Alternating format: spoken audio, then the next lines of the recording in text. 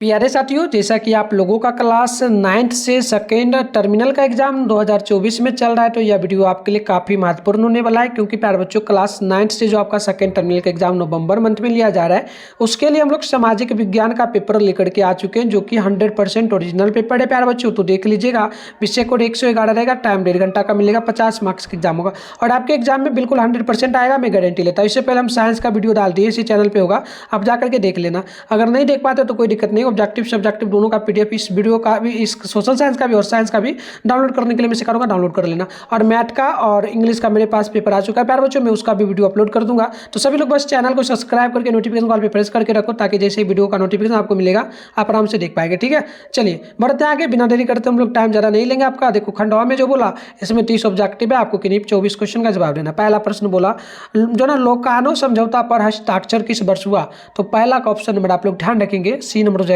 यानी कि 1925 ईस्वी में। पहला का सी नंबर बिल्कुल ही परफेक्ट होगा।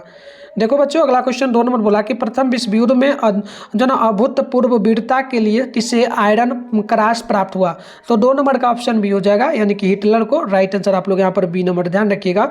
नेक्स्ट प्रश्न 3 नंबर है, किसने हिटलर को चांसलर मनोनीत किया? तो देखो 3 का ऑप्शन नंबर हो जाएगा ए नंबर, यानी कि जो ना इंडियन वर्ग ने, और इंडियन वर्ग को ऑप्शन नंबर ए हो जाएगा। चलो आगे बढ़ेंगे हम लोग। तो नेक्स्ट प्रश्न यहाँ पर बोला आपसे जा रहा है 4 नंबर।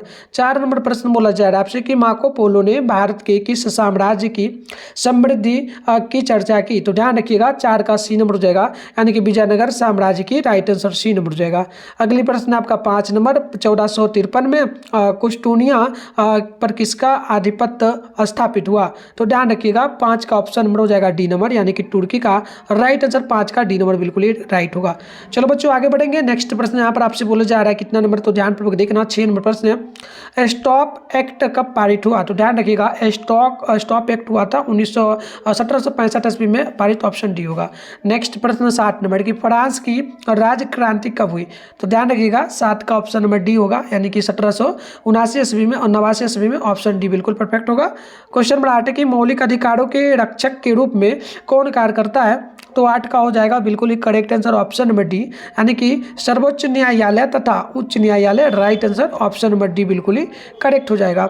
चलिए आगे बढ़ते हैं। नेक्स्ट प्रश्न आपका यहाँ पर हो जाएगा 9 नंबर। ठीक है, इससे पहले मैं आपको आंसर बताऊं, उससे पहले इसका पीडीएफ वगैरह ऑब्जेक्टिव सब्जेक्टिव दोनों का एक साथ कहां से आप डाउनलोड करेंगे ये मैं आपको सिखा देता हूं। इसका ऑब्जेक्टिव सब्जेक्टिव दोनों का आंसर गूगल में आपको मिल जाएगा, वहां पर जाके आप डाउनलोड कर सकते हो। चलो मैं कैसे करना है मैं आपको सिखा देता हूं, अभी वीडियो में बने रहो, वीडियो खत्म हो जाए तो जाके आप लोग डाउनलोड करके वहां से लिख लेना। तो प्यारे साथियों, इसके लिए सबसे पहले आप अपने फोन में गूगल को ओपन करके सर्च बार के आइकन पे क्लिक करिए। और अभी आप इस चैनल पे जो वीडियो देख रहे हो, चैनल का नाम मिठुन स्टडी सेंटर।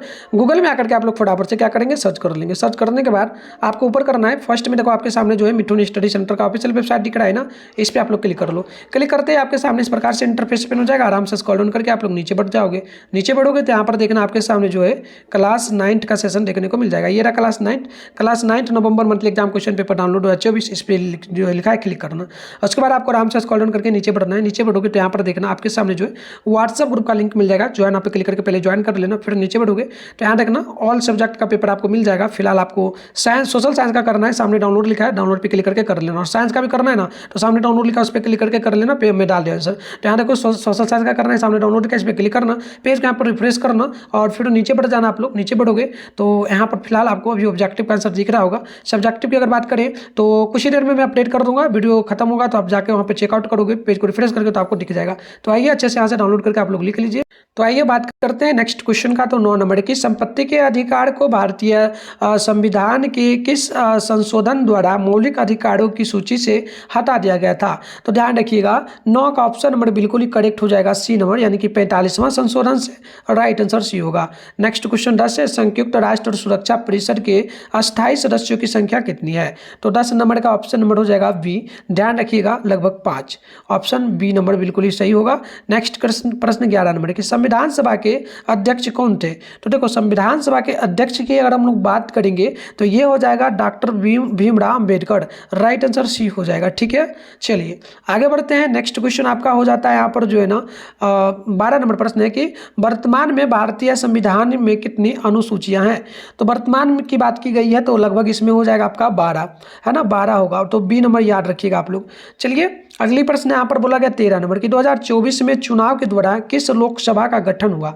तो 13 का राइट आंसर याद रखिएगा ऑप्शन नंबर सी होगा, यानी कि 18वीं में, तो ऑप्शन नंबर सी होगा। चलिए अगली प्रश्न आपका 14 नंबर है, 1971 में किस पार्टी ने गरीबी हटाओ का नारा दिया था। तो आप ध्यान रखिएगा गरीबी हटाओ का नारा दिया था, ये थे Congress party. Right answer B बिल्कुल ही परफेक्ट होगा। चलो बच्चों आगे बढ़ते हैं। 15 नंबर प्रश्न बोला गया नेपाल की सीमा भारत के किस राज्य से मिलती है। तो 15 का ध्यान रखना, ये उत्तर प्रदेश से भी मिलता है, बिहार से भी मिलता है, पश्चिम बंगाल से भी। तो ऑप्शन नंबर डी हो जाएगा बिल्कुल ही करेक्ट। आगे हम लोग बात करेंगे ना नेक्स्ट क्वेश्चन का, तो ये आपसे बोला गया 19 नंबर। देखिए 19 नंबर प्रश्न बोला गया भारत का सबसे दक्षिणी बिंदु कौन है।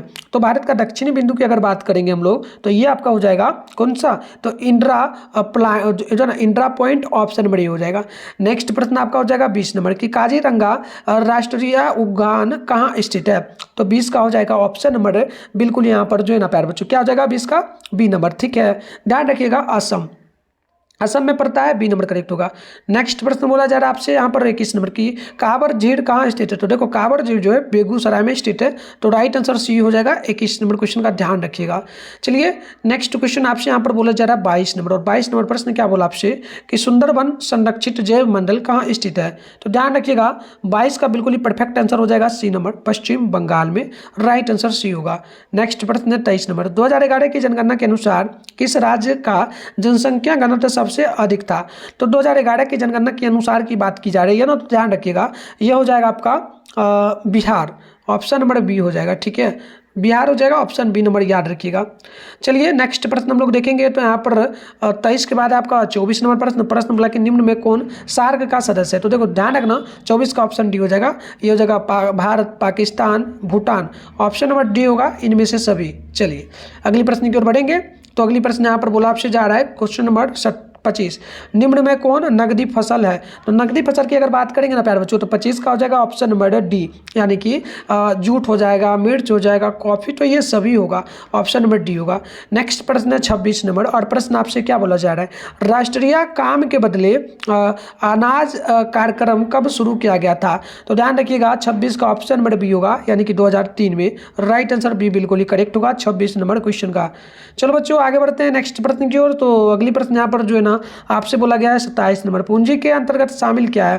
तो पूंजी के अंतर्गत जो शामिल हो जाएगा ये आपका हो जाएगा एक तो कच्चा माल और कारखाना और मशीन। तो देखो इनमें से सभी होगा, ऑप्शन डी में दिया गया, तो ऑप्शन डी बिल्कुल ही राइट होगा। चलिए नेक्स्ट प्रश्न की ओर हम लोग बढ़ेंगे। तो अगली प्रश्न यहाँ पर आपसे 28 नंबर बोला जा रहा है। प्रश्न बोला किसका काम मानसिक श्रम के अंतर्गत आता है।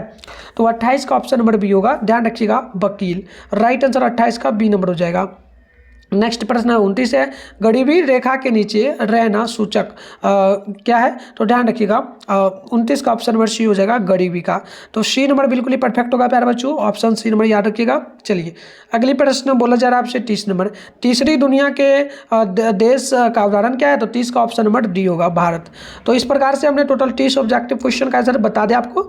अब बात करते हैं सब्जेक्टिव क्वेश्चन का। तो हमारे पास सब्जेक्टिव क्वेश्चन भी है, आप देख सकते हो, मैं आपको दिखा दे रहा हूँ। देखो इसमें टोटल जो है 10 क्वेश्चन रहेगा, 5 क्वेश्चन का जब आपने 2 मार्क्स बुलाया ना, तो टोटल आपको यहाँ पर 10 नंबर मिलेगा। ठीक है, तो जैसे कि देखो इतिहास में 2 क्वेश्चन पूछा है, पहला कि नाजीवाद क्या था, दूसरा बोला प्रथम विश्व युद्ध के उत्तरदायी 2 कारण लिखे। तो किसी एक क्वेश्चन का जवाब देना, तो इसका पीडीएफ अभी आंसर आपको मिल जाएगा, गूगल में जाइएगा जहाँ से मैंने डाउनलोड करने के लिए बताया हूँ, वहाँ से डाउनलोड करके आप लोग लिख लीजिए गूगल से। ठीक है, इसके अलावा एक वीडियो भी हम लोग लेकर आ रहे हैं, उसमें हम लोग सब्जेक्टिव को अच्छे से क्वेश्चन दिखाएंगे, आंसर भी बताएंगे, और लेकिन आंसर आपको गूगल से सबसे पहले मिलेगा। तो जाओ डाउनलोड करो, मिलता है नेक्स्ट वीडियो में, तब तक के लिए बाय बाय प्यारे बच्चों।